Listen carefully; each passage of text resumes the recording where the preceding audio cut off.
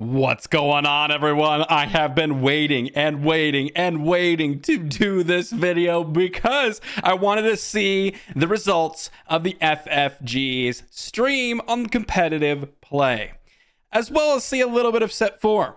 And now we've got our first post-ban of Jango, DJ, and Triple Dark Raid leader tier list. I can't wait to do the deck tier list, but we're going to start off with the leaders. And oh boy, Jango and Boba out, completely out, but we got to rate the rest of them on this list. Cannot wait for this, guys. Still up in the air. This is definitely not an end all be all by any means, okay? We still have a lot of games to see and a lot of meta tournaments to take place, but this is just kind of the initial shakeup, initial impressions of post Jango meta. Thank you for supporting the channel, watching the videos, and my patrons down below. Thank you for supporting the channel monetarily, as well as I have a TCG player link in the description down below for those of you that are interested in picking up any set 4 cards. Let's talk about the tiers before we actually dive in and rate some leaders. Starting us off in the S tier, these are the leaders that I believe are going to reign supreme after Jango's ban. Leaders that are going to give you the biggest competitive edge when jumping in to a new sector qualifier, planetary qualifier, galactic championship. So be it. The leaders to beat. A tier, these are going to be the ones that are just below that. Kind of S tier being the tier 0. These are the leaders that almost every deck has to build around. A tier are the leaders that, well, are going to have a lot of options available to them. Still very solid lists and do have a competitive chance.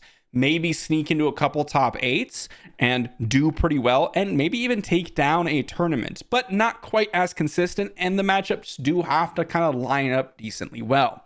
B tier, this is going to be the list that you're starting to get into more of the showdown area. Okay, my Friday night jumping in with Star Wars Unlimited. I'm going to jump in with one of these lists, beat up my friends, and have a good shot at it. But maybe not quite the competitive edge that you're looking for. Still solid, still have good options, and occasionally will sneak in to the end game of some of the tournaments. C tier, these are leaders that truly feel like they're starting to just get either outclassed by the above tiers, either they're fitting into a similar style as some other leaders that just feels like a worse version, or just leaders that don't really have the actual game plan that fits within what Star Wars Unlimited truly wants to be doing.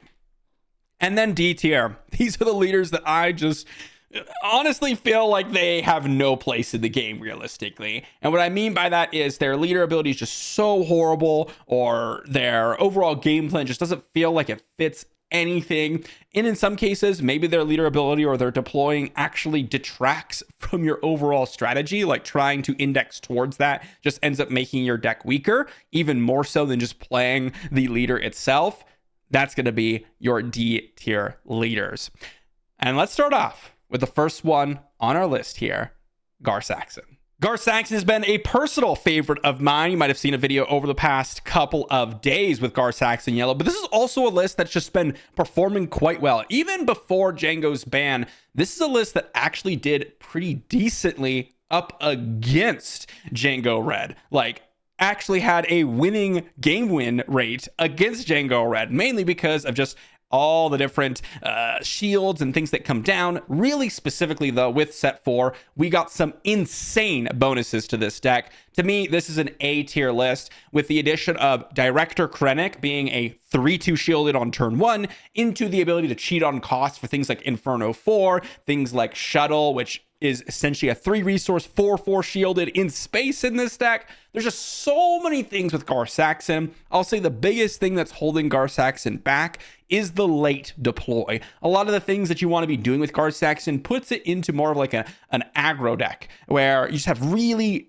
sticky threats. Crafty Smuggler and Krennic and 7th Fleet and Shuttle all have shields or tougher to deal with, but then you deploy on 6 and it's a little bit later of a deploy to where you can actually close the game out in the earlier stages to where you can really be threatening. But to me, especially with set 4, this is raised into an A tier list in a lot of situations, and as a leader just really synergizes with such early game plays like the Crafties and the Krennics. Qi'ra's the next one up, and this is a list that I feel really got harmed by the set 4 meta. But realistically, in set 3, she was kind of falling off a good amount. Set 2, we had a little bit of a big Qi'ra green following, and it did do pretty well, but it actually didn't have as impressive as results as a lot of people were expecting. Now, I do think that with the Jango bans and the DJ ban, a list that's really relying on like Vaders or big units and a deploy to kind of get you to the mid to late game actually got a lot better. Now, Qi'ra Green is really the only list that we have oftentimes seen in a large wave. There's also Qi'ra Blue, like double blue Qi'ra isn't too bad. I think this is also an A tier list. I actually think Gar Saxon is a little bit above Qi'ra, at least in the current state of the game. We will see if this shakes up, because the overall position of some mid-range / soft control lists can definitely struggle up against the massive firepower that a lot of decks are bringing. Even though you have amazing finishing units or board stabilizers like Vader, Devastator later on, Snokes are amazing, Qi'ra still struggles a little bit in the early to mid game, getting there up against some decks. Finn. This is a D tier. This is a D tier. Set 4 is kind of a joke for Finn. The dream, and I had someone on Patreon mention this, the dream of Finn is you play Luke, pilot it onto unit, you get to defeat it, and now you paid 3 resources for a 3/2 ground unit plus a shield token. Like, ooh, we're living the dream. Jokes aside, this like overall ability and trying to make it work really just feels like you're making your entire deck work worse in order to actually utilize Finn's ability. The only redeeming factor that Finn has is that he's a 5 to deploy 4/6. The actual action ability and the flip side ability of defeating upgrades, friendly upgrades that is, to create shield tokens is just way too niche. If there were more cards, potentially like Maz Kanata or oh my gosh, Rose Tico, that's what I was thinking of, that really synergized by just creating a lot of overall tokens, maybe Finn could jump up a little bit higher. But remember, this also requires an actual action, which is really, really tough. So you're losing initiative, you're doing something that's a little bit gimmicky, you have to have good setup for it, you're playing cards that are oftentimes seen as worse in order to make Finn's ability useful. It's just a little bit too much, and he's D tier. Rey is up next. This is a leader that I've been very impressed with. We've had Rey Blue actually doing some good work up against Jango just because it's a hard control list, but also Rey Red as the quintessential Rey list. This is just a really powerful mid-range to late game heroism list. And that is why we're putting it up into A tier. And I actually do think it's a little bit stronger than Qi'ra in the current state of things. Tarkin Town is a really powerful base, and being able to utilize it to pretty good effect is a really big bonus in Rey's favor. Now, the reason why Rey specifically ends up just being super powerful as a leader in of itself is it just makes all these random units that kind of just give you this incidental value so much better. R2D2 becomes a 2/5. Things like Concord Dawn are way bigger brick walls because they can become 2/5s that fight back for 4 power, which can knock down a lot of 3 resource space units. But also when Rey deploys, it's almost like a clock. If Rey is able to deploy and get in a couple attacks, it really extends the game to where you are winning oftentimes on Rey. And on top of all that, set 4 introduced a really, really great card that fits really well into what Rey wants to do, which is You're All Clear, Kid. Being able to defeat a lot of those early space units has been amazing, and then passing also around a bunch of experience, which is really sweet. So definitely an A tier leader for me. Into our 5th leader here, we've got Hondo Ohnaka. Gonna be a C tier for me. Definitely a little bit of value with these smuggle strategies. He's been a pretty interesting one over the course of Star Wars Unlimited. Had a little bit of surge in set 2 with the smuggle Hondo Blue, where it was kind of beating out some of the other soft / hard control lists just because you had so many options, like a second hand in your resource pile. But that type of strategy has really fallen in favor over the course of time. It is going to get maybe a little bit better with Han 1 being definitely nerfed in terms of that matchup up against Hondo, but that doesn't remove all the other current amazing decks up against Hondo. Still going to be a C tier Unfortunately, we got Jabba the Hutt next, and my boy Jabba's going to be jumping into the C tier category. Definitely one of the more fun leaders that I play, at least in the C tier category, with the Dryden Voss Jabba yellow combination is a really, really sweet combination. Just kind of getting the guaranteed capture and into a guaranteed play of that captured unit. But overall, the biggest problem that Jabba has is it doesn't mesh well with the back and forth action system. Being able to put an action, a bounty on your opponent's unit, and then your opponent being able to immediately react to that is just really tough to deal with. And that makes it super slow in terms of, and telegraphed and what you're trying to do with Jabba. And we didn't really get anything with set 4 for Jabba. Like, obviously, some of the standard good cards can work with Jabba, but really we want things to be using bounty, and that's not something that really meshed with Jabba. Boba Fett from set 2 comes in next, and this guy's actually pretty good. Boba Yellow has been the most common one I've seen, and we've got a lot of units that have these really good keywords. I think he drops into the B tier. Don't think he's like an overly impressive list or anything like that. And there wasn't a whole lot that he got from set 4 comparatively to some other decks, but he did get a few things, especially with some of the pilots. That can be nice. Like, for example, Han Solo, if you're playing like Boba Yellow, you play like a pilot strategy, you can pilot him on the Millennium Falcons and things like that. But you can also just play him as a 5/5 ambusher. He does have Plo Koon. Set 3 really gave Boba Fett, I feel, a lot more than set 4. Plo Koon as the big one. Him being a 7/6 ambusher in Boba Fett is incredible, and he overall just does do some pretty good work. It's just that the standard curve for Boba Yellow, it's just the heroism command cutting shell just isn't quite as strong as some other options out there. Arguably the worst leader in the game is up next, Hunter. I'm going to put him in straight up D tier. I do believe that this guy is literally the worst leader in the game. His action is just, it costs resources to at best draw you a card that you already have in play based on your resources. Like, it's just a horrible ability. The flip side is also not great. A okay stat line, honestly, kind of just mediocre in general. For 7 to deploy, you get a 5/8 overwhelm. It's just like everything is working up against Hunter. I'm not going to spend too much more time. Too late to deploy. Horrible ability. Never even worth the cost.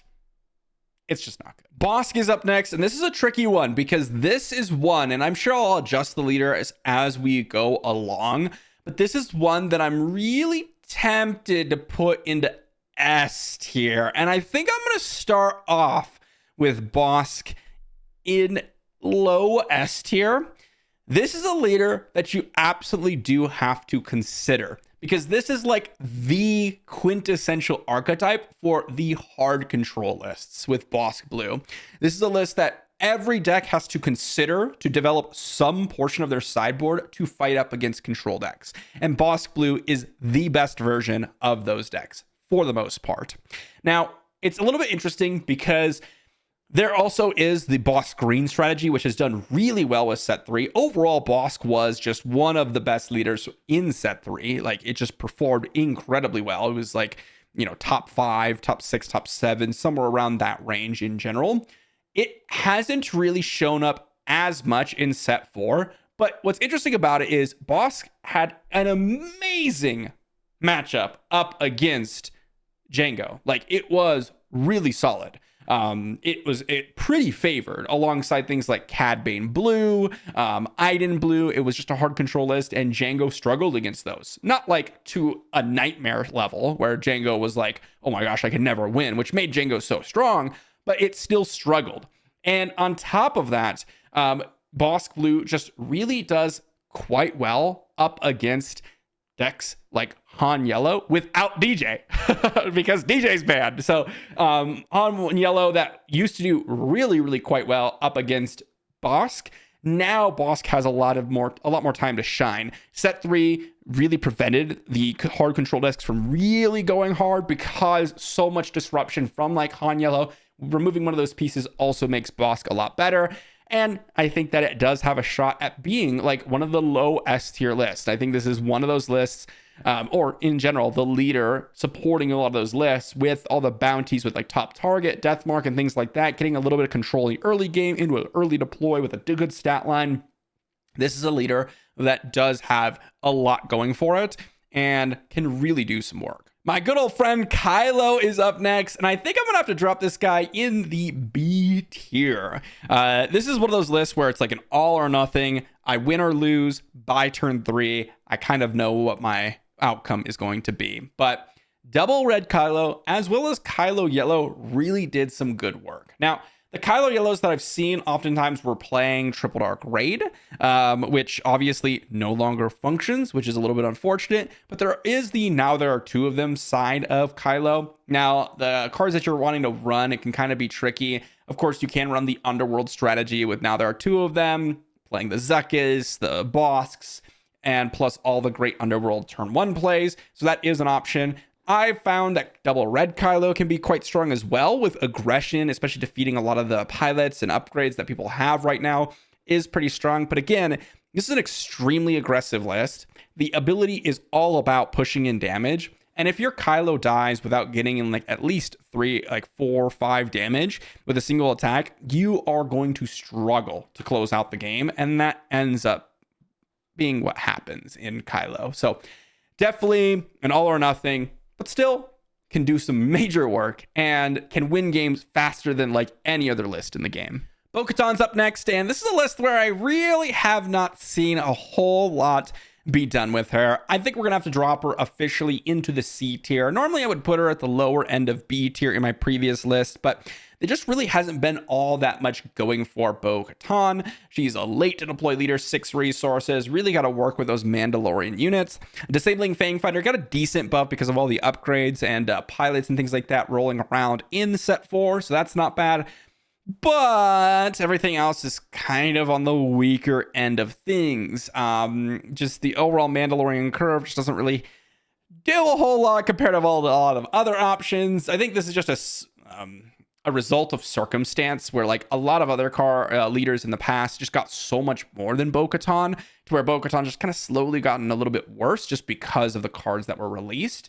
It is a decent ability. The ping is not bad. It's just that you need to have a really nice curve of Mandalorians, and we just don't really have that right now. If we did, I think Bo-Katan could definitely be a real big contender. Like if Mandalorians had the power level of like a Rebel synergy and had the ability, like let's say they were more indexed towards command and you could run ECL and a great ECL option and have a bunch of Mandalorians that kind of curved out with each other and do things like Sabine. Maybe you could have a situation where Bo-Katan is like an A tier or even S tier leader. We just don't have that right now. Hondo is up next, and this is a leader that I still believe has been extremely powerful throughout. The only thing is it has really quite struggled up against a lot of Tarkin Town lists. And Han Blue actually did do okay up against Jango, so I'm a little bit surprised about that. But I still find this leader to probably be in the A tier somewhere. I'm a little bit unsure as to how far we could go. This is a list that I'm very curious to see on what's going to happen after the meta shakeup, mainly because Han 1 was a real tough matchup for it as well. Just again, removing some resources on a list that's looking to play a lot of mid-range threats can be really devastating. But again, it's not just that. It's all the Tarkin towns running around that has really limited it. It went from like one of the best decks in set 2 to kind of just slowly starting to drift further and further down. It's still one of the better leaders, has a ton of potential, but Han is certainly one of those that has kind of suffered due to circumstance. And I think he's still one of the better options to choose. And it's weird putting Gar Saxon up here and like Hondo down here. But I do think that's kind of where we're situated right now. Time for a real powerful one. We got Cad Bane. I think I'm going to have to put this in an immediate S tier.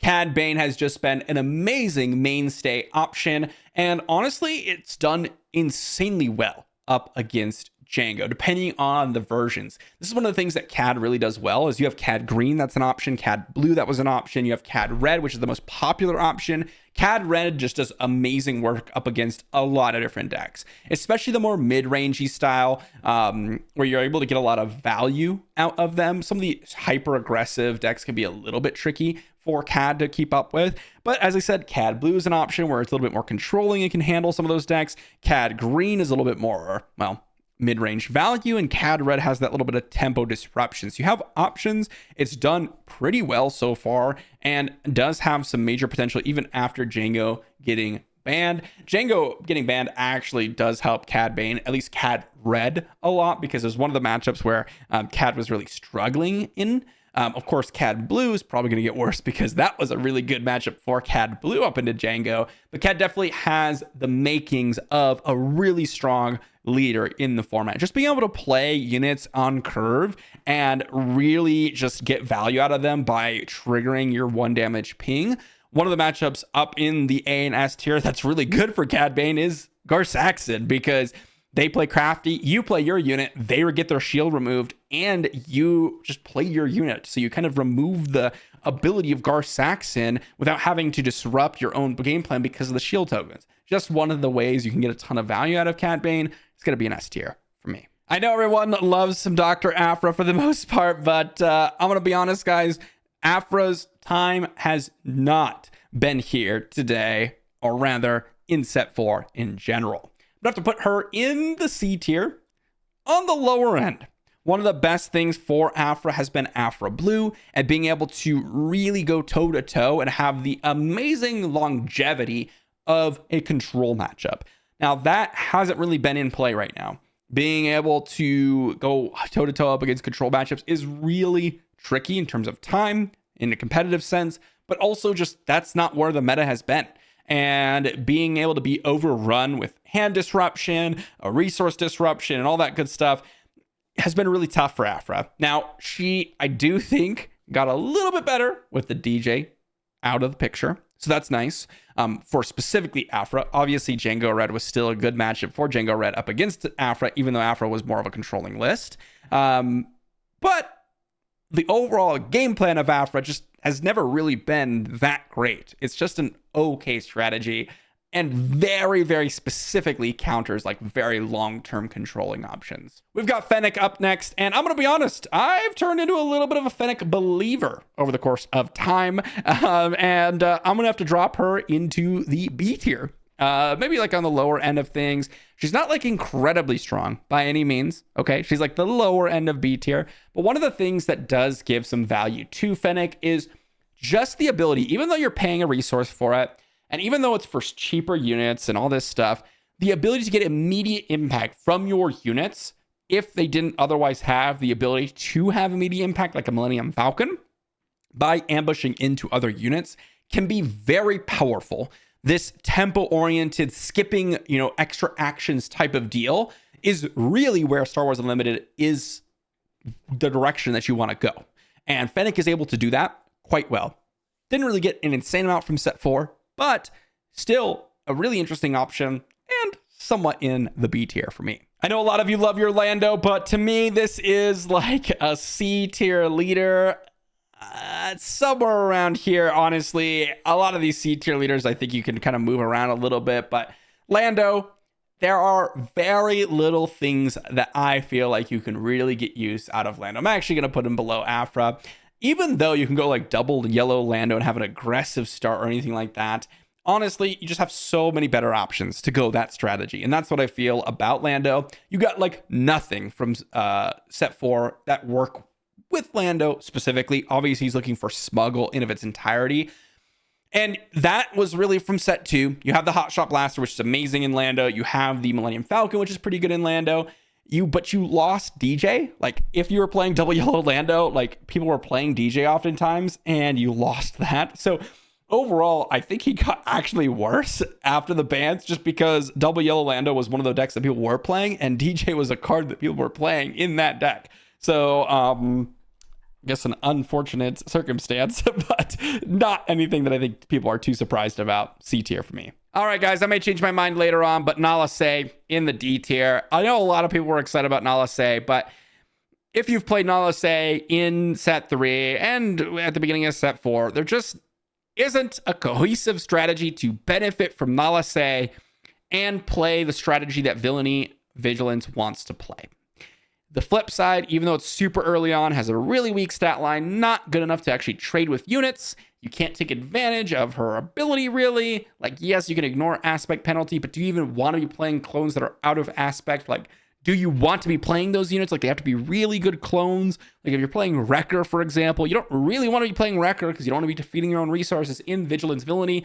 To me, this is a D tier leader, and we really have never seen Nala Se do anything for the most part. Honestly, Nute gun rate isn't much better, and I'm just looking at the rest of the leaders that we have here. I am very tempted. You know what? I'm going to do it just to put Nute gun rate in the D tier as well. The exploit kind of game plan has really not worked out in general, and Nute gun rate is kind of specifically going towards that strategy. You can go pretty wide on the board, but to be honest, you just kind of get beat down, and all the actions you're trying to take get disrupted by hand disruption, which there's a lot of. And just overall, like things like Cad Bane and things like the units from Django or like Bossk, just being able to like take out a lot of these random units and put you in a really terrible position is really annoying. And one of the things that's kind of not talked about with these exploit decks is you would kind of need to set up with a couple of units, and Tarkin Town really makes that even more difficult. Not to mention, like, with Nute, you have to like do the setup and get the payoff. There is another deck that we'll talk about that's like more of an exploit deck that just kind of works in of itself, which I think is a lot better. But like this setup and payoff that you have to have just didn't really form up with exploit. Obi-Wan is up next, and I actually think this is like a B tier leader. I'm actually a little bit surprised I'm going to put it this high, but one of the things that I've really noticed with Obi-Wan is it's done a pretty good job up against some of the really popular decks. Like it wasn't too bad up against Django. It was pretty good up against Quinlan, and it was pretty good up against Sabine. You could even argue that it should be higher on this list, and I might agree with you. It's like a mid B tier list for me because overall the list isn't too crazy good. It's just the heal actually comes into play a lot more frequently because the top decks right now, Quinlan, at the time Django, Cad Bane, are all using like, oh, I'm going to play this unit, get some free damage, use Tarkin Town. You aren't actually able to establish that early game dominance as easily up against Obi-Wan because of the heal. Like, it's actually Obi-Wan doing it. Like, it's the leader ability. You flip him, he becomes this big sentinel, and he can actually win you the game. Like, he is a leader that's really tough to get through when you get to that stage of the game. Then you follow up with Luke's and everything like that. Obi-Wan Green is usually what I'm seeing, but there's also Obi-Wan Blue out there. Overall, I mean, just the leader ability on him, on his front side, really is what's pushing him up there. Negating the ease of Tarkin Town use has been really strong, and that's what's making Obi-Wan so strong. Yoda's up next, and this is an interesting one. We haven't really seen a whole lot of Yoda. In set 3, we did see a good amount, Yoda greens, Yoda reds, but Yoda hasn't really popped up at all. And I think it's just because there's just too much disruption at the time. DJ was really tough for Yoda to deal with, like atrociously tough. And this is a leader that, well, just didn't really fit in the meta. I think it's got a good shot here, but I don't know if it's higher than like a mid to low B tier. Honestly, I would put it maybe even below Fennec. I just think Fennec is doing what you want to be doing in Star Wars Unlimited right now, whereas Yoda's trying to play this little bit more gimmicky game where you're utilizing this mid-range to maybe even late game strategy. And if you're going that direction, in my opinion, the villainy side of things just is a lot stronger. And since that is the case, Yoda just doesn't really have a place. Now, there are some cool things, and honestly, now that I'm thinking about it, I think I'm gonna have to put it near Obi-Wan more so, like more mid B tier, because there are some cool things you can do with Yoda, and that is something that can be really disgusting. Like, you're my only hope to cheat on costs. You have like now there are 2 of them, which is pretty interesting. But overall, I don't think Yoda is like particularly special. And in terms of just like what it actually has played, it really didn't do a whole lot because there wasn't a whole lot of people playing Yoda. So this is kind of like a little bit of a question mark right now. There's a lot more Obi-Wan data out there than Yoda has. But I think Yoda definitely kind of fits into that B tier category at the current moment. Dooku's up next, and it was the exploit leader that I was talking about. This one really doesn't require nearly as much setup because you have the payoff inherently within the leader, right? You play your units, you're able to exploit them to create bigger units. And although the Swarming Vulture droid is kind of a meme, it's actually pretty strong. The new Invincible and the new Invisible Hand are both really powerful units. And if you do happen to play a lot of the cheap droid units, suddenly Count Dooku gets a good amount better. Now, it's interesting because Count Dooku Yellow, which I believe to be the best version, did get significantly worse because you don't have Triple Dark Raid. Because Triple Dark Raid plus Invisible Hand, again, I think the Vulture Droid strategy was actually pretty good in this list. It's a little bit of a meme, but again, because of Invisible Hand, I thought it was potentially the best Dooku list. It's gotten a little bit worse, and I think for that reason, I'm gonna have to drop it into like the C tier category. I don't think Dooku is particularly strong or anything like that, but I did think it had potential. And we're still waiting on a little bit more separatist game plan. But like, even if you go invincible and you exploit it out on like turn 2, for example, which you absolutely can do in this list, it's almost like playing Now There Are Two of Them, just putting like a Zuckuss on the battlefield, but instead you had to defeat your own unit to do so.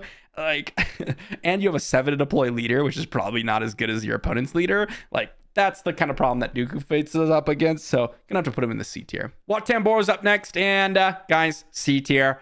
I've been playing around with Wat Tambor a lot, especially in the current state of the meta, Tarkin Town, and the overall just random damage pings and everything. Really tough for Wat Tambor to deal with. I played different versions, a little bit more of a mid-range list where you're occasionally getting value out of the action. And my personal favorite is just like a swarm aggro list where you're able to just kind of throw your units into the battle and just get value out of your units by giving other units pump effects. But a lot of those have 1 toughness, and up against the world with Bosks, Cad Banes, at the time Jangos, but like just all those types of units that are just randomly dealing you damage across the board. Guess what? Wat really struggles. Also, 1 toughness units I think just got a lot worse as we've gotten more and more cards in the pool, because there's so many cards like P38, for example, is a nightmare to deal with if you've got like Death Star Stormtroopers in your deck. So C tier for Wat. This might surprise you all, but Captain Rex is up next, and I'm gonna have to put him at like solid B tier, maybe even like high B tier. Okay, Double Green Rex has been extremely interesting. For those of you that haven't played Double Green Rex, you got the Unity of Purpose plus Droid Manufactory. Captain Rex, the reason why we use Captain Rex is because he already, when he deploys, comes with another clone unit.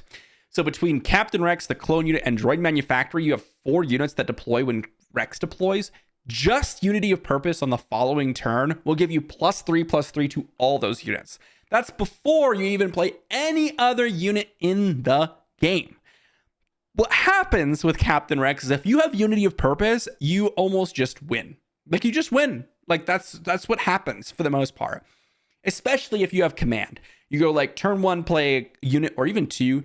Maybe it's like an R2, you're digging for your cars. Turn 2, you play another unit like an Ackbar, you kill their unit. Fantastic. Turn 3, you play command, you kill another one of their units, and you ramp, you deploy Rex.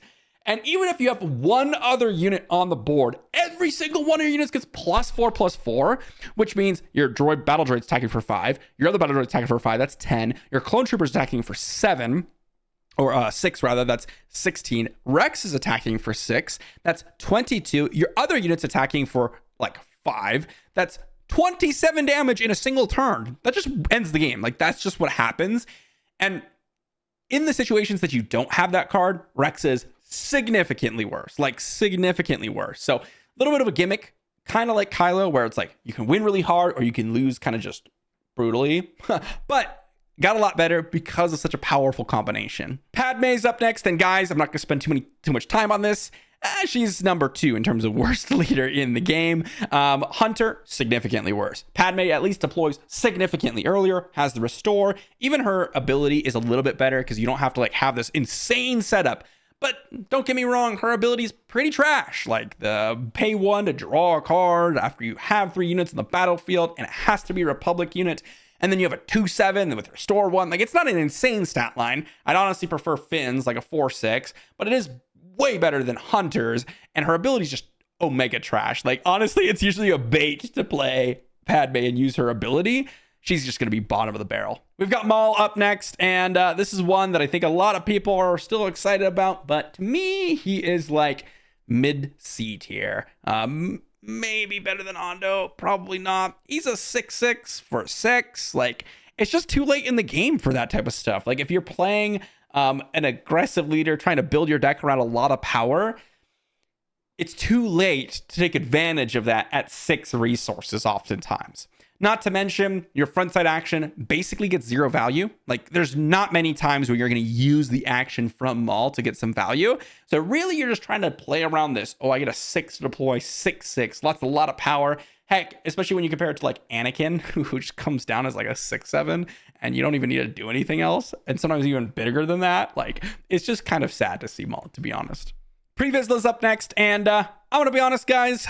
I've been having some hope for Pre-Vizsla.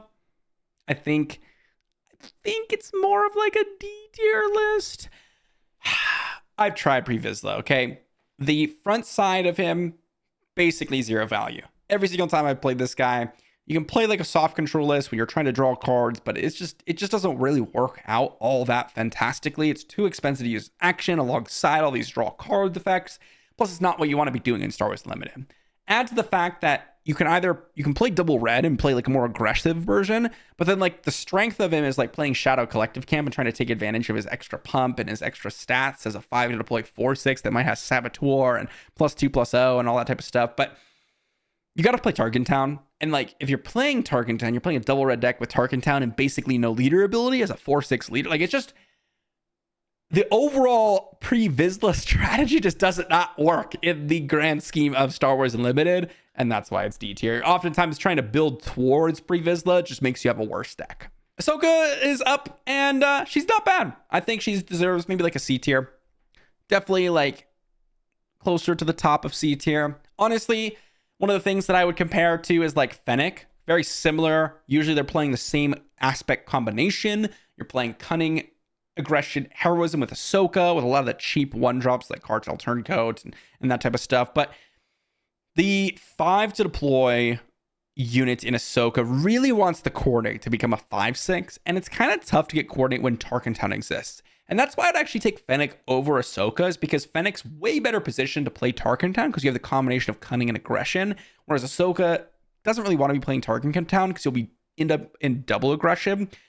And that's something that really needs to be said, is like the actual base leader combination is something that you really got to pay attention to. Some of them want to be playing Vigilance, which wants a 30 HP base or 35 HP base, which is fine. But some of them who want aggression in their secondary, in one of their aspects, really wants to be playing a good base. Like, they want to be playing Tarkin Town. They want to be playing that if you could.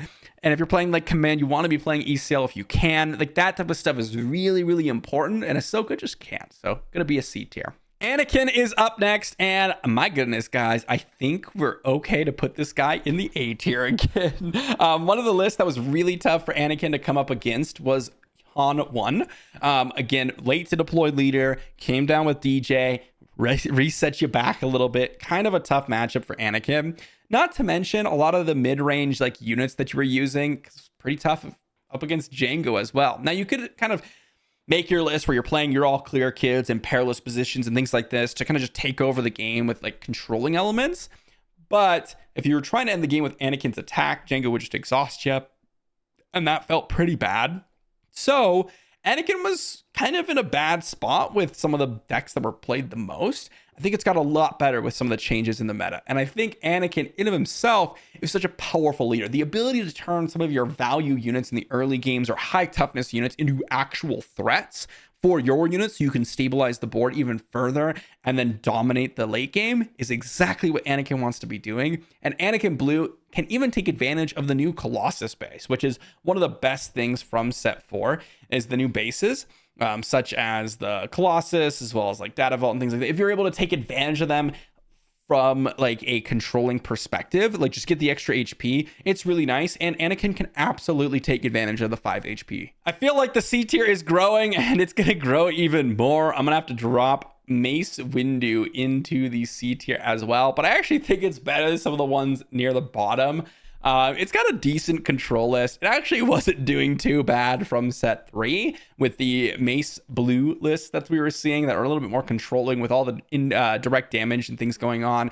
Mace Windu is one of those lists where maybe with some of the indirect damage and Mace Windu using the ping could have been a really interesting strategy. It didn't end up shaping out as I was hoping, but it's still an okay list. It's not like utter trash. The Mace Windu action does do some work. I think the biggest thing holding it back is the fact that he just deploys so late. Like, so late. The 7 resource to deploy leaders are so late in the game that it really harms them, especially in a control strategy where you kind of need the leader to kind of stabilize the board so you can get to your more powerful plays. So C tier for Mace. We've got Asajj up next, and I have to put her in the B tier. So we got Asajj Red and Asajj Double Yellow. Now, Asajj Red was mainly like the Triple Dark Raid version, which I think doesn't exist anymore, really. Like, the whole strategy of Asajj Red was Triple Dark Raid, get Ruthless Raiders, that type of stuff. I think it really is Double Yellow Asajj as the default for the most part. And Double Yellow Asajj still plays like now there are 2 of them for the most part. Like, you could have played Triple Dark Raid, but you lose a lot of the aggression power. If Triple Dark Raid still existed, I think Asajj would have been like much higher up the B tier. It's interesting because even though Triple Dark Raid got banned, one of the worst matchups you found yourself up against as Asajj was Jango. So you do not want to fight Jango as Double Yellow Asajj or Asajj Red. But at the same time, even though the matchups got a lot better, the deck just does not function. Like, Asajj Red does not function. Again, Double Yellow Asajj still exists with now there are 2 of them and Cunning and all that stuff. But it still does struggle up against things like Cad Bane, things like Anakin is really tough for Asajj. Overall, it's going to be a B tier, probably on the lower end. All right, call me a Grievous hater right now. Call me a Grievous hater right now. He's a D tier, guys. We have seen nothing from Grievous. We don't even have like the proper droids to really get some value here out of my boy Grievous. I don't know, guys. I just am so disappointed with the overall droid like options that you have.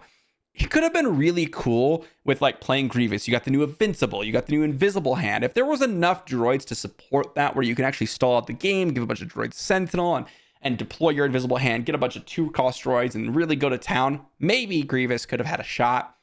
But right now, if you're playing a Separatist deck with the droid strategy, Dooku is like the default for the most part. Anything outside of that just feels so much worse. D tier. And sorry for my boy Jango. We're going to move him down here. And also Boba Fett, since they're banned. We got Chancellor Palpatine from set 3 up next. And my goodness, guys, this guy, I have not really seen do a whole lot. I think he's like a really low B, or maybe like a high to middle of the pack C tier. It's interesting because one of the things with Tarkin Town, if you play your cards right, Tarkin Town can be really hard to use up against Palpatine. And that can be nice so that you don't just get completely dominated up against some of those lists. Once you get the train rolling, you're able to flip that first time. You're usually able to keep up the train throughout the game. I'll say this, though, not having a leader deploy really makes Palpatine a lot tougher to play, just because you don't have those stats, just like a straight up stat blob that's able to combat other units. Gonna be a B tier. And let's not waste anyone's time, guys. Quinlan Voss, I believe, at the current moment, is the best deck in the game, or at least has the potential to be the best deck in the game. 2 decks got changed alongside, Quinlan, where Quinlan was up there with some of the best decks. Jango, banned, just straight up. Quinlan had a reasonably disadvantaged matchup up against Jango. Great news for Quinlan. Han Yellow, guess what? Quinlan, it was usually winning up against Han Yellow, but now Han Yellow got even worse. So, hey, great news for Quinlan on that front. Not to mention, it was the deck that could really benefit from Tarkin Town alongside Cad Bane and Jango really well. It has a lot of disruption and has some great tools. It even got some more tools from set 4 like Commandeer. This is a list to be scared of, to be honest. If you are looking to bring a deck just in a vacuum, you have no idea what the meta is going to be, Quinlan Red is going to be the list I think you're going to have the best shot at for winning a tournament. It's just so powerful. I think the biggest thing that really Quinlan has going for it, not only is it its use of Tarkin Town, I think that's like number 2, but the best thing is Force Throw. You have a deck that could really utilize hand disruption with also the ability to remove units, and that can be nasty. Not to mention you got the new Ahsoka Tano, which exhaust disrupts hands even further. You got Plo Koon to ambush things. It is just a nasty, nasty list. Number 1 in the game, probably. We've got the new Asajj coming up next, and to me, this is a C tier list, definitely near the end of C tier. You just don't really have the ability to utilize Asajj at all in a Tarkin Town meta. Being able to deal damage to your own units and get some value by hitting their units, Tarkin just disrupts that entire process. And yes, you can have your own Tarkin Town and kill their unit, but now you're using extra actions to try to get a little bit of extra value, whereas your opponent's just playing their game and just hitting your units and hitting your base and all that type of stuff. The deploy is just a little bit weak. Her front side is also a little bit weak. She's just a C tier overall. Thrawn, one of the favorites around right now. I think this guy's a little bit overrated, to be honest. I haven't really seen a whole lot be done with Thrawn overall, but I do think he's got some really strong potential. I'm gonna have to put him in the B tier. Even though he can do some really cool stuff, he's got some really nice options in terms of like Thrawn Green. You also have like Thrawn Thrawn Red with like Ruthless Raiders and things like that. The new When Defeateds just aren't that great. You really got to utilize like some old classics like Val, like Ruthless Raiders to get a ton of value. This is a leader that has a lot of potential, but just completely falters to some decks. Like, it is just hard to play, especially if people can deal with like your double When Defeated, get a bunch of experience on a single unit from Val. Not that fantastic. Gonna be a mid B tier for me.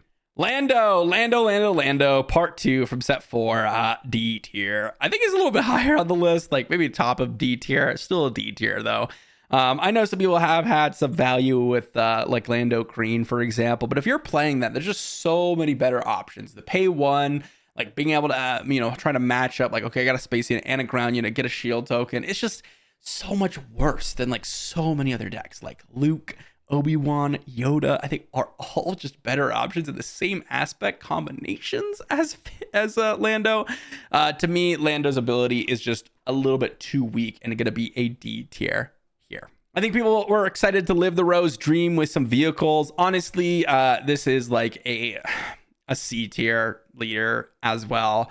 The like having to attack with the vehicle to get the heal is what really limits Rose. Unlike Obi-Wan, who can avoid the initial Tarkin Town and avoid the DPS from Quinlan and Cad, Rose has to attack with that vehicle to get her heal. It makes it so much worse of an ability than Obi-Wan's. You have the flip side, which isn't too bad, but realistically, her frontside action is next to useless in a lot of situations because you need to be able to attack with that unit, and that can be really brutal. In some games, it's a lot more valuable. In others, it's completely useless. C tier. All right, everyone. We've got Piett, one of the new set 4 leaders. This one's an interesting one to rate. This is one that I think is going to get a little bit better because of the banning of DJ and just overall the matchup up against Jango. I believe Piett's probably like an A tier list. I can't quite put him in the S tier. We had so much of a showing from Piett and really minimal results. I think that's the biggest thing that scares me about Piett. Now, again, Piett really struggled up against Jango. It also really struggled up against Han. Like, it was so bad into Han that that probably just skewed it so far in one direction. But with the DJ ban, I think Piett's going to get a lot better. Now, it's not going to completely make Piett like, okay, now it's a favorable matchup, but at least it will make that matchup a little bit easier to where I think Piett has a chance. You have Piett Blue, which is, at least in my opinion, the strongest combination, but you also have Piett Yellow that did some work. You have Piett Red as well. You have options. I think Piett as a leader is pretty strong, just being able to manipulate capital ships like that. So it's going to be an A tier. We've got Vader up next. Set 4 Vader, going to be a B tier, kind of on the lower end. It's a little bit interesting. Being able to kind of flood the space arena with a bunch of tokens isn't too bad. You have like the clone squadron vehicle that can get really, really big. You have Victor Leader that can pump all your tokens. Realistically, though, it does take an action. You do need to attack with a unit. It's not always super consistent, especially with target count in the meta. Something like, for example, up against Cad Bane, it's so brutal to play Darth Vader. Like, you go Silencer on turn 1, they go play a unit, kill your Silencer. No longer can use the action for the rest of the game because then they curve it to whatever unit they want and it kills your unit. Vader can be very good in some matchups and very bad in others. It's going to be a B tier. We've got Holdo, and Holdo, guys, going to be a D tier leader as well. There's some resistance shenanigans that can happen. There's going to be some cool stuff that you can do with Holdo, with the 1 resource and pumping up units, right? No. You're playing some pretty bad units. There are like good resistance units like Poe's, for example, but it's just, you don't need to be paying an additional resource to try to get a trigger. Like, oftentimes it's a bait. Like, let's say you played Poe, right? You play the 5 resource Poe, the big hitter. You want to use the Holdo action. Suddenly, your opponent just gets a full action to be able to deal with that Poe in whatever way they choose, right? That's the problem with Holdo. You have to pay a resource and use an action and wait a turn to actually get value out of it. A D tier for me. Next up, we've got Wedge. Wedge has been a pretty fun one, certainly one that I've always enjoyed. To me, it's like a B tier, low B tier list. It's very similar to Kylo, where you have this all-in type strategy. Now, some situations you can really mitigate this, like turn 1, you play a unit, and then turn 2, you're able to play like a Chewbacca on it, where they can't bounce that unit or they can't do anything. I will say, Jango was a really tough matchup for Wedge, and Chewbacca doesn't actually prevent things like Tarkin Town from killing off your units.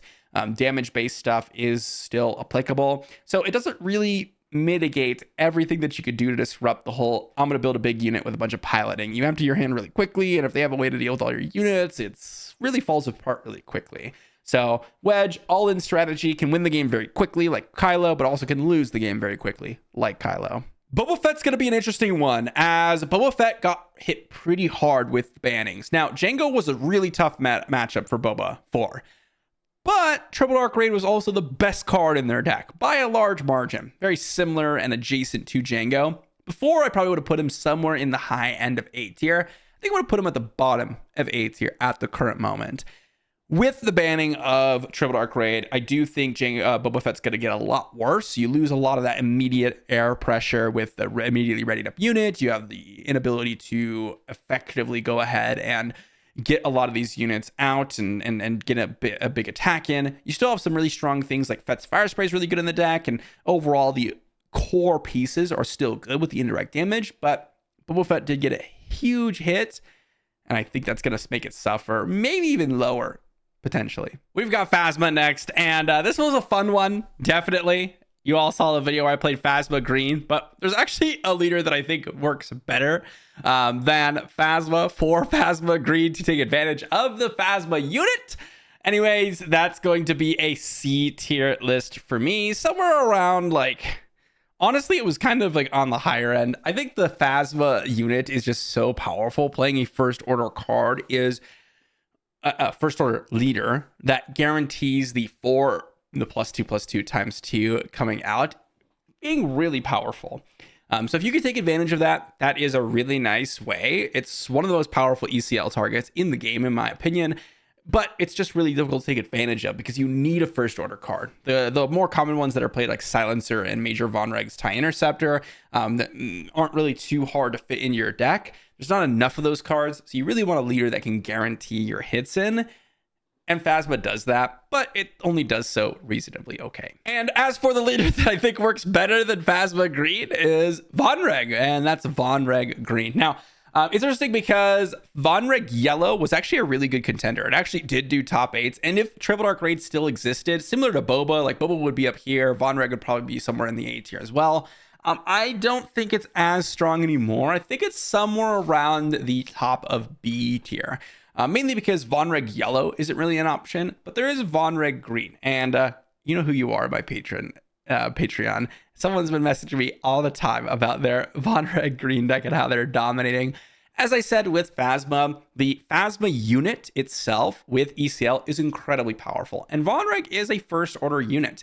So you can go ahead and ECL out the Phasma to get +4/+4 to Vonreg. He deploys really early. That can be a ton of damage.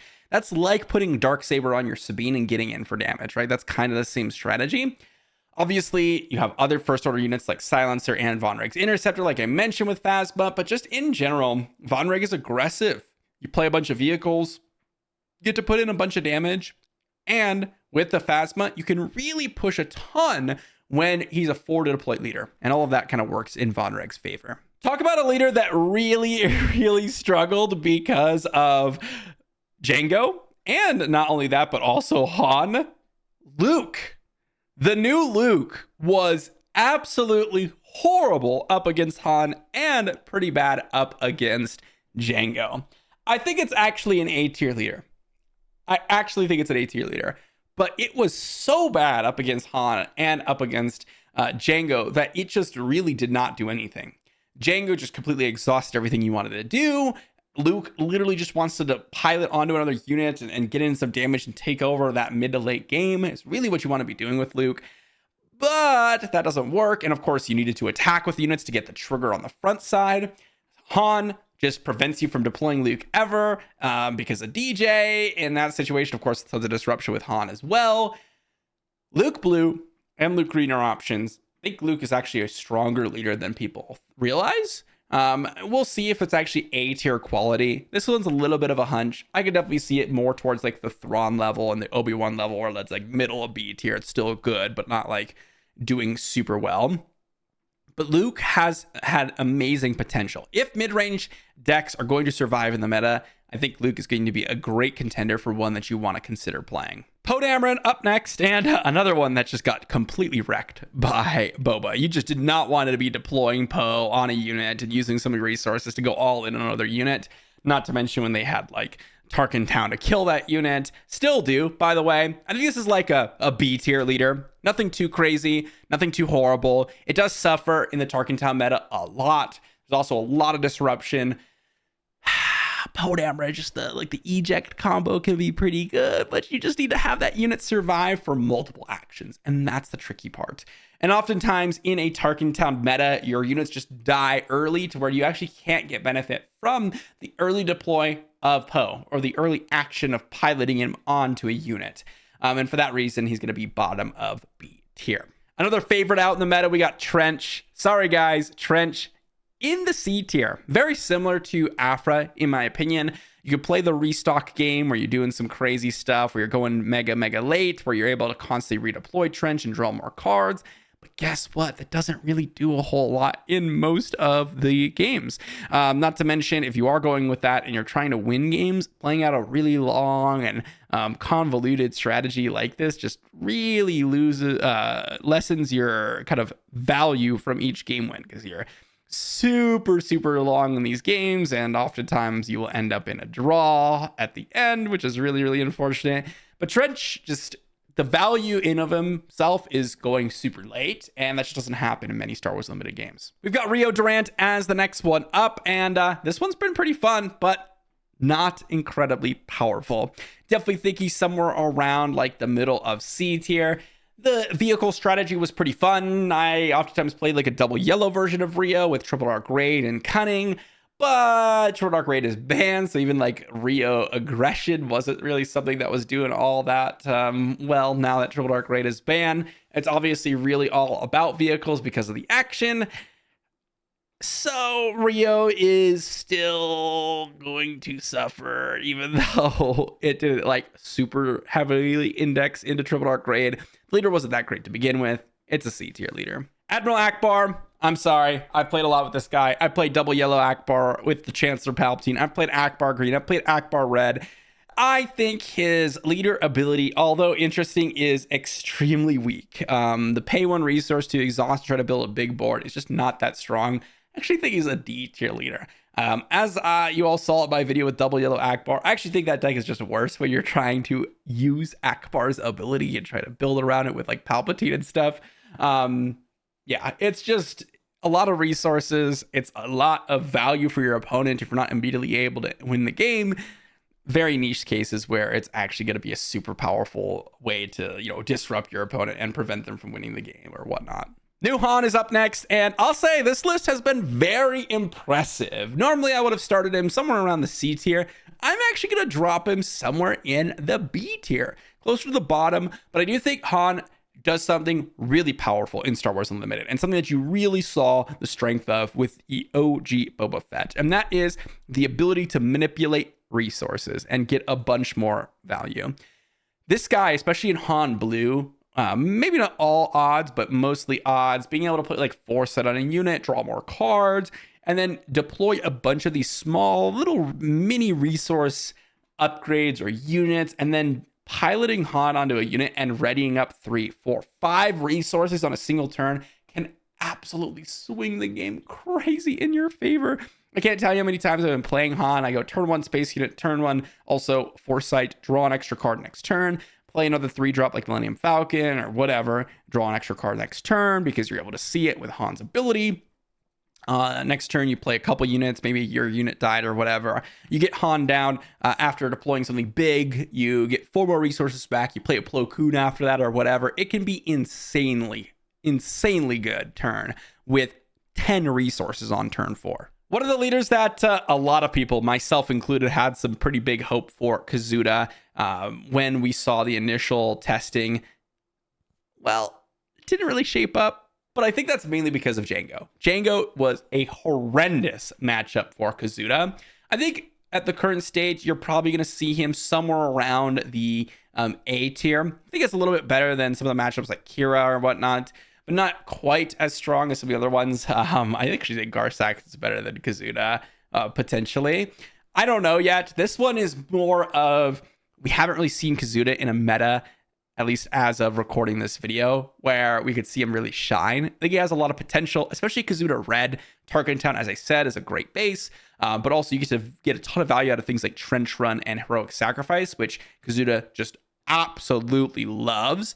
And I think there's a lot of value to be had with Kazuda, so I'm really excited to see him show up, hopefully in a meta where there is no Jango, less Tarkin Towns, and things like that. We've got Krennic next, and pretty similar to Qi'ra, to be honest. I think these decks are very similar. The Vaders in a mid-range style, all that good stuff. I think without Jango, Krennic gets a little bit better because you really want to be getting in and restoring 2 every single turn. I don't think it's quite as good as Qi'ra. I think the flip of Qi'ra, being able to synergize with a lot of, just kind of finishing off units with like super low power Pike Sentinels or Super Laser Technicians is really nice.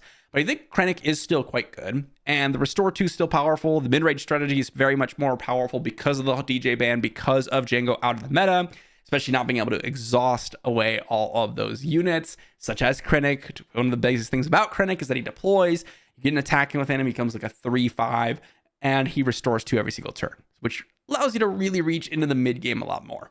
Very similar to Qi'ra, very similar strategy. Overall, a mid to high B tier leader. Iden. A lot of people have been gravitating towards Iden double blue versus the Iden green of the olden days. This hard control list actually did pretty well up against Jango because it is a hard control list. But overall, I don't think the list is particularly powerful. When you're comparing like Vigilance Villainy controlling decks to the ones above it, even Krennic, Qi'ra, Bossk, I would take all of those above it. To me, this is still a solid deck, but it's like bottom of B tier. It's still a good control deck. It's still got the Vigilance Villainy value that you have. You get to play Vigilance for 4 resources, but it's actually not that strong of a deck in the grand scheme of things. You're able to play a little bit of a controlling game plan, and you do get to get value out of like Chilton, although Tarkin Town does exist to remove that potential advantage of double blue Iden. There's a lot of healing. But Iden herself is still a 4/4 shielded, which is not that great. Chewie's up next, and sorry guys, Chewie's gonna end up pretty low into the D tier. He kind of ends up in the same position as Grievous, where like he's late to deploy, he's got this Sentinel synergy, but doesn't really get a ton of value. To me, this guy is just very, very weak.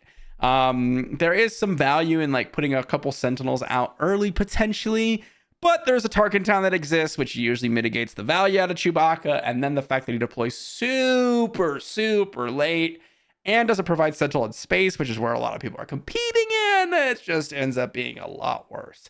I will say DJ was a horrible game plan up against, you up against DJ was a horrible game plan for Chewie, so that's nice, I guess. But it's not like Han 1 was your major concern. Usually it was just playing against any deck was your major concern as Chewie. OG Force user in Qi'ra, definitely an interesting one. We have so many other options now. Like one of the things that you wanted to use Qi'ra for was you could deploy him and he doesn't die immediately to all these different things. Honestly, if I was playing like the OG blue-red Force deck, I think I'd rather just play Ahsoka. Like straight up, you'd just rather play Ahsoka. Lots more value there. There's so many different other Force options that you have these days. Not to mention even more Force units on the day-to-day strategy. Where what I mean by that is like units as you can play on the curve. We also have Quinlan, which is just a far better Force synergy. This is like a circumstance where Qi'ra was okay in set 1 because he was like the only Force deck. Nowadays, he's so outclassed. He's going to end up in the C tier. Very, very low on the C tier. Still has Force Throw to go with the deck, but just not nearly what it once was. Next leader, I'm actually really excited about because Luke 1 Green actually does some really good work. Here's the thing. It's got some really bad matchups. Palpatine is a horrible matchup for it. The Cad Bane can be bad. Jango was horrible, and Han was horrible. Now, Han, definitely a lot better of a matchup now. Jango, gone. Fantastic. I don't think it's an insane list, but I do think it's actually pretty good. And I would put it as one of the better lists in the format in terms of being an low A tier option, but certainly a list that people should be pretty scared of.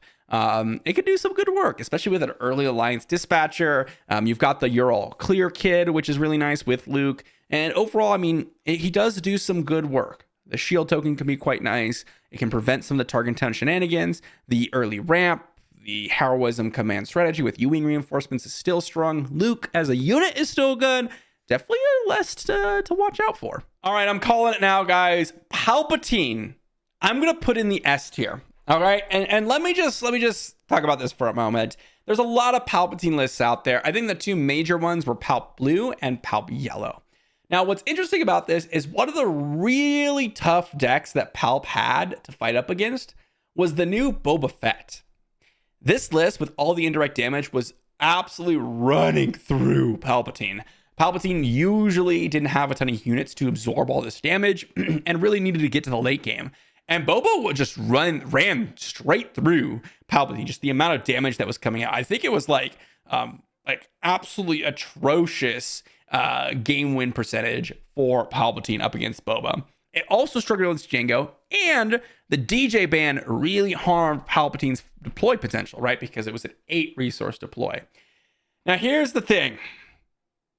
I think we're going to be entering into a little bit more of a mid-rangey meta. A little bit more of a mid-rangey meta. Maybe a little bit more tempo aggro / mid-rangey. And Palpatine really thrives in the mid-range matchup because up against things like Anakin or Luke Green or even Piett to some degree, like where you're trying to get a ton of value, Palpatine absolutely soars in value. This is a list that you absolutely have to think about when you're building your list. Like, can I deal with the late game? Like, what is my strategy? Should I be trying to stay toe-to-toe just to get a little bit more value in the late game? Should I be trying to end the game quickly? Or should I be like competing in the mid-range, just get my value there and then put enough pressure on the boards where I can deal with Palpatine? What is my plan up against Palpatine? I think there's a reasonable argument to put him in A tier. I'm going to put him in S tier because I do think overall, I mean, he's just performed very well. In set 3, he was performing very well.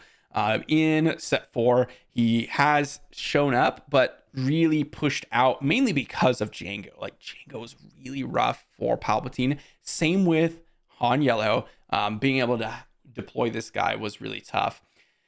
Quinlan's also another one where I'm a little bit worried about for Jango, but again, we're able to index a little bit more towards those decks because Jango and Han are not out, but a little bit down. Next up is Tarkin, and I'm sorry about Tarkin, guys. Tarkin Yellow was like the dream. It was the dream. It was the cool set to Tarkin Yellow budget, win every competitive event with like a $20 deck type deal.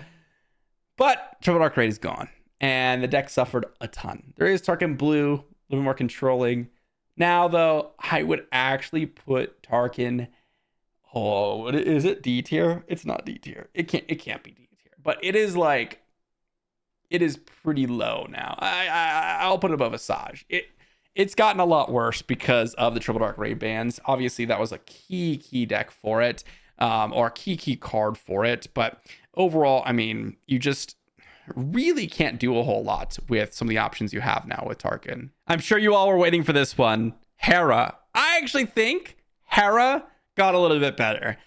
I finally will put her out of the D tier into spot of a C tier. That's as far as I'm going to go, okay? As far as I am going to go. Here's the funny thing about Hera. Yes, you could play Hera, and yes, you could play all the Spectres in one deck. I think the Ghost and the Spectre synergies are starting to become decent. I would rather play a different leader with the specific Spectre units than play Hera. But Hera did get better, so I'm going to have to bring her out of the D tier into the C tier. Man, if we get more Spectre units in the early parts of the curve, I think there could be more value out of Hera.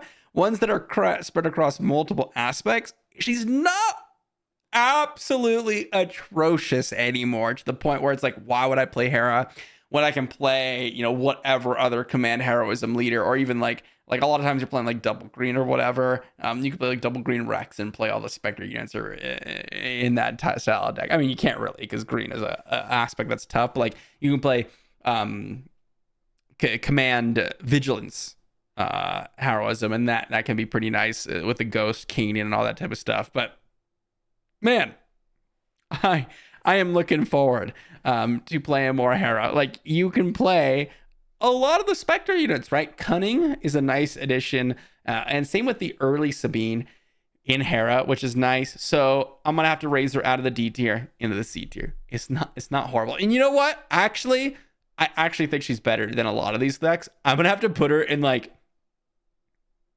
the middle part of C tier.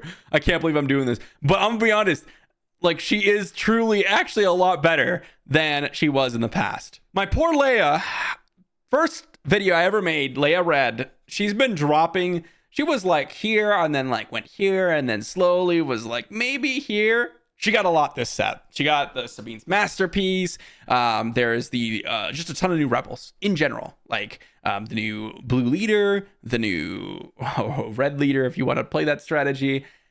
I think she's actually pretty solid. She's like a middle of the pack B tier leader. We even saw Lake Country Leia, I think it was, bringing in like a nice finish the other day. Sabine's Masterpiece has been an amazing addition for Leia in general, but overall, there's been just a ton of Rebel support in set 4 for Leia. Not like to the point where she's like an insane deck, but to the point where she actually goes up the list rather than down this set. Darth Vader, guys. Ooh boy, from set 1. I know a lot of people have been trying to get value out of Vader. He has just performed honestly horribly. Like, Vader Green was played a little bit. Vader Blue was played a little bit. He just doesn't do anything anymore. Like, it's too late to deploy. The one resource to play those units just doesn't really work in the scheme of the game. I actually think he's pretty bad.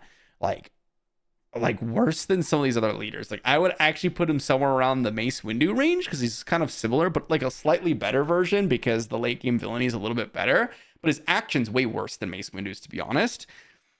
He just doesn't do anything anymore. Like, the Vader Greens just don't really fit in the meta right now. The Vader Blues are just not as great of a control deck. Like, I'd rather take like Iden Blue or Krennic Green or that type of stuff over Vader. It's a little bit unfortunate how far my friend Vader has fallen, to be honest. Of course, we got Grand Inquisitor next, and we can wash that Vader taste out of our mouth with something even worse, and that is Grand Inquisitor. Tarkin Town makes this deck real tough to play. Horrible stat line on deploy, real late into the game. I actually think this guy's pretty bad at this point. Still a little bit of value. If you're not up against a Tarkin Town deck, you can play a really aggressive game, but oh boy, he is just really down in the trenches these days. Grand Inquisitor is. The overall grit, Grand Inquisitor blue strategies that we had were the thing of the past. Back in set 2, maybe it was working, but with set 3 and set 4, really indexing towards the Tarkin Town in this early game, value train that Cad Bane and Quinlan and Bossk all generate. Ugh. Great Inquisitor. Not good. And to follow those two up, we've got IG. Now, IG brought out a win back, not a win, but a top 8 back in set 3 with Droid Manufactory. That is a fluke. As a fluke, he's a bad leader. I'm sorry, guys. You could do some little bit of cool stuff by like pumping up your units and getting in some extra damage because you're flooding the board. Droid Manufactory getting all rated out for everyone. Like, okay, he's not horrible, but he's still pretty bad. Okay, I'm gonna have to put him in like C tier. Okay, he's not great. He dies to everything. The Droid Manufacturer is kind of fun because you can pass out raid to some units, but if you're gonna go wide, you just play Rex. That is the deck that you want to go wide in. IG, so much worse. Coming into a close on the list. Next up, we've got Cassian Andor. Definitely a weaker one. Similar to, honestly, Padme and Hunter, these like one resource to draw a card really just don't do a whole lot. It's nice to be able to like play those types of cards in more controlling decks or use those types of abilities in controlling decks. But the problem is that these decks don't really have that ability to do so. And we also have a 6 to deploy 4/6. The Saboteur is okay. He's not horrible. I actually just, as a baseline leader, I would have to put him like somewhere in C tier. I would actually put him below Rose Tico because Rose is an earlier deploy with a better stat line, with a somewhat more relevant ability. So that's kind of nice. Like both these abilities, they're not absolutely atrocious, but they're not that great. And for those reasons, we're going to be putting Cassian in C tier. Probably the most consistent deck on the list, we've got Sabine, and she is going to be all the way up in S tier. Now, I'm actually going to put her behind Cad Bane at the current moment. It's really tough to figure out where Sabine is going to land after the Jango bans. Of course, Jango was one of, if not the toughest matchups for Sabine. Jango is extremely favored, obviously just completely exhausting your board multiple times and being able to outrace you is really brutal when it comes to that matchup. So Sabine really struggled. But with that Jango ban, suddenly a lot of pathways open up. Now, Quinlan can still be a little bit of a rough matchup for Sabine in some situations. But for the most part, I mean, it is a really solid deck and is something that every single list, again, has to think about. You have to be thinking about these early aggressive lists that can kind of chain together a massive amount of damage in the earlier stages of the game. You still have ECL Pose, ECL Wreckers that just completely dominate the mid game. And Sabine, I mean, it still had some potential to go in other options like Sabine Yellow with a little bit more of a space strategy. It is mainly a Sabine Green situation up here for Sabine, but certainly something that I find to be quite scary no matter what in every single stage. And we even saw her do pretty okay so far in the meta, but it really was Jango that was kind of pushing her out. And now that that's gone, I'm really thinking that we're going to see a lot more Sabines in the world. Well, you wanted to exhaust leaders with Jango. I guess your next step is Thrawn. Thrawn's going to be a replacement. We could play some yellow-red Thrawn. Jokes aside, Thrawn, nice little exhausting leader, gets to have a little bit of extra information on the top cards of your opponent's deck and your own, of course. But it doesn't really do a whole lot. You have an okay statted leader, you're a little bit more tanky than usual. The exhaust on your opponent's units can be okay. Here's the biggest problem with Thrawn, and the reason why I'm going to put him in the C tier, kind of close to like these two. Like all these cunning villainy leaders are more controlling options and really kind of try to stall the game into the mid to late game, but there's no way to really recover back from that in a lot of situations. Like Aphra doesn't have enough power when she deploys to kind of mitigate the losses. Trench, you gotta wait quite a long while until you can actually deploy him, and then his stat line's pretty bad. Thrawn exhausts and kind of doesn't have the stat line to actually keep parity with the board. But if you're using your resources to exhaust, you need something at some point to bring the game back in your favor, some massive board wipe type effect. Super Laser Blast is a great option, but that's a little bit too late in the game. Because if you're exhausting every single turn, at some point your opponent's going to create a mass of units and be able to kind of crush you down, especially with a leader deploy. And leader deploys usually are coming out on 5, potentially 6 resources, which gives them a full potential 2 turns of that, plus all their other units on the board. So exhausting isn't quite as good. It's one of the reasons why, as we were talking about earlier with Django, he was just so powerful, because you were able to just play your units and exhaust your opponent's units at the same time. That's ridiculous. And now we come to Han, the leader that got nerfed, but actually didn't get bad like Django. Guys, I think a lot of people are looking at Han and they're like, okay, the deck is dead. I do not think so. And we'll see, of course. I'm very curious to see where this is going to end up. And I may be completely wrong, but I'm still going to be putting Han in the S tier. Okay, there were matchups where DJ was excellent. Bossk blue, the Cad Bane blue, any deck that's ramping or trying to go to the mid to late game, the DJ can really interrupt you. Not to mention the mid-range decks, things that have 6 deploy leaders, like the Anakin decks or the Luke decks. Those types of decks which really, you get to those midpoints of the game, you get to deploy your leader, and you get to kind of really start to get your game plan in action. Han was really great at disrupting those, because you're on 5 resources, your opponent's on 5 resources. You get to go ahead and put your resource down, deploy Han, attack, get to the 7 resource, get to play DJ, get to defeat that DJ resource, and suddenly your opponent has to wait a whole nother turn before they can actually deploy their leader and hopefully maintain control of the board, or try to get control of the board. Han disrupted those strategies, okay? Obviously, all those matchups are going to get a little bit worse for Han, because you don't have that game plan. But the core of the deck is to utilize this extra resource that you could potentially have at any given moment to play more advantageous stuff and to disrupt your opponent across the curve. All of that still remains the same. And there are a lot of games where you can just curve into Plo Koon, from Plo Koon into like Han unit on the following turn, and that can be devastating. You can get things down like Millennium Falcon on turn 1 just to get push in damage immediately, and you could still utilize the full 4 resources the following turn, just because of the way Han works, if you wanted to do so. All of those types of things are really obnoxious. You have the new Ahsoka, you've got Commandeer, which is a great card.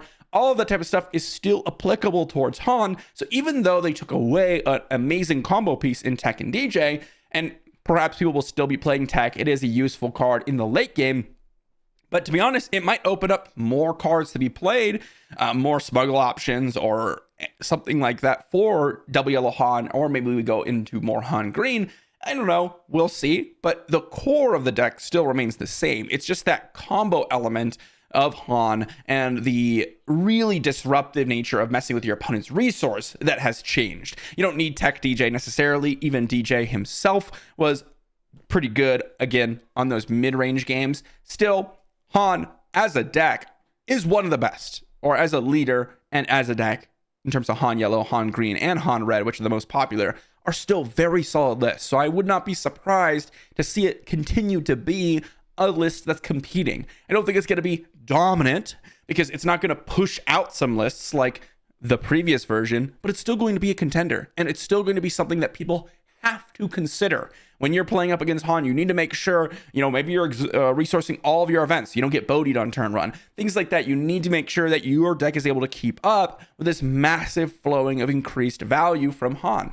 That is something that I think is still going to remain the case. Moving on over to the next one, we got Jin. This one I've always been pretty unimpressed with. I'm going to have to put her in the D tier. She's not a horrible flip or anything like that. Her ability is just really, really poor in so many scenarios. The ability to go ahead and kind of nerf the power of your opponent's units when you're attacking into them just isn't really what cunning heroism aggression usually is what you're playing with Jin wants to do.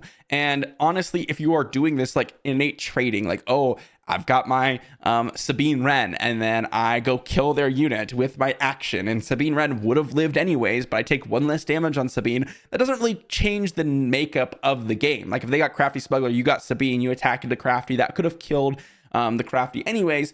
And honestly, you might not even have wanted to do that in the first place. And that's the tricky part with Jin, is like, in the very rare cases, you'll use this action, and yes, maybe your unit will live and their unit will die. But is that even something you want to be doing? Not often. D tier. Moff Gideon's up next, and I'm gonna be honest, guys, I am not impressed with Moff Gideon. Never have been. I'm gonna have to put him probably in the D tier. I'm gonna give him a nice spot in the top of D tier. But one of the things with Moff Gideon is he has a pretty weak deploy. Like, he has a pretty weak stat line, and that's something that's really, really rough. And the other part of this is Moff doesn't have this ability to go hyper aggro. You really are looking to kind of get a little bit of extra value out of your early plays by trading up and then getting the value innately within that unit. A perfect example of this, and what I mean, is Super Laser Technician. You play Super Laser Technician, you use Moff Gideon's ability, and maybe you get to kill their battlefield marine, and you trade 1 for 1, but you also get that resource from Super Laser Tech. Not bad at all. But A, this only applies to 3 or less power units, okay? Or 3 or less cost units, I should say. And B, it only applies when those units are attacking other units. It's really kind of weak. And if you're trying to index your deck to where you actually do have a lot of these units, you oftentimes make your deck worse. You can get a little bit of value here and there. And maybe you could argue, okay, he's not like utter trash, so you could put it like bottom of C tier. But either way, and maybe I'll put him in bottom of C tier for now, this is just not exactly a very strong leader at all. And lastly on our list, we have the Mandalorian. Now, this guy I do find has gotten a lot better with set 4. Pilots aren't necessarily a widespread mechanic. It's not something that every deck's running, and it has a lot of easy counters. But here's the thing. The overall idea of pilots really synergize with Mandalorian's overall strategy in general. Mandalorian was really struggling. It really struggled against Jango. Jango being gone is a really nice bonus to Mandalorian, but also, it's important to note that Mandalorian really is only good up against unit-based decks. If you're fighting up against like Palpatine Ramp or Bossk or like any deck that's kind of just doing a little bit more value-y things and trying to get to the mid to late game, you're going to struggle with Mandalorian. But if they're maybe playing units to try to clear out the board and hopefully get in some damage, or you're fighting another aggro deck that's trying to push in damage, Mandalorian can be amazing, especially with things like Millennium Falcon plus Han Solo, getting to attack, kill a unit, exhaust another thing. Anything like that can be pretty strong with Mandalorian. And so for that, I'm going to kind of put him in the mid to high B tier. He's not amazing. He has really good matchups and then really terrible matchups. And that's the biggest thing with Mandalorian. Matchups like Sabine, for example, can be pretty okay for Mandalorian, right? Even though Sabine is such a strong deck. Matchups like Kylo can be really good for Mando. But then matchups like, again, Palpatine, Bossk, that type of stuff, or Piett. Oh, Piett's so bad for Mandalorian. It can be real brutal to actually get your game plan in action. And of course, that brings us to the final parts of our list where Fets are down at the bottom. I really do think it's funny that both Fets in the game are out of it. Both Jango and Boba Fett here are banned. So they're going to go into D tier, of course. If I were to rate these, I'm just for a little bit of an experiment, obviously Jango would be top of S tier, and then the whole list would have to shift. I kid you not. Like, some of these lists would have to shift down and maybe even closer to B tier just because of how popular Jango was. If I were to put Boba Fett in here, would he be stronger than Jango? It's an interesting question. I actually would think, and I have not tested this at all, but this is just my initial thought, that Jango is probably stronger than Boba Fett. If you just think about how Boba Fett wanted to play out, it was you wanted to kill a unit, get your resource, deploy Boba, attack in, get 2 more resources. Jango kind of stops that game plan a little bit. Is it by exhausting Boba Fett, right? And that is something that consistently is a huge problem with Jango. Just how dominant he is in affecting units in the game. But I do think Boba Fett would be one of the best decks in the format, don't get me wrong. And I think if Jango were here, it'd be Jango and Boba Fett kind of doing extremely well. And the only thing that's balancing out Boba is Jango, and then nothing is really helping balance out Jango. Perhaps if you're playing like a Boba blue deck, you could do something and really mess up Jango. But Jango was the most dominant deck we've ever seen in the game, and Boba Fett was the second most dominant deck we've ever seen in the game. Jango was a real problem. It was literally warping the entire meta. It was making decks that are normally pretty good completely crumble up against Jango just because of the nature of how Jango was winning. So very, very kind of interesting. I'm curious to hear what you all have to think about that. I don't think it's disputable that Jango is literally the best deck that we've ever seen in Star Wars Unlimited in terms of stats across the board from set 4, not to mention the previous stats from set 3 really doing some major work. The just overall oppressiveness of the deck if you've ever played against Jango, and the amount of synergy that it has is just incredibly strong. So that's something to think about as you are looking into the future of the meta. Is what was Jango really turning off in the meta? And a perfect example of this, as I said earlier, is something like a Kazuda deck, where you were going to get this value, where you're relying on attacks, you're relying on getting in early damage. Something like even a Sabine was really struggling because of how many Jangos were in the meta. But overall, this is kind of just like my initial impressions. I think overall, this is a list that's reasonably fair. I'm sure there's going to be people that massively disagree. That is just how it goes with tier lists. But this is just kind of in terms of what we've seen in the meta. I think you could change around a few things. I think one of the things that has been a little bit shocking has been Obi-Wan.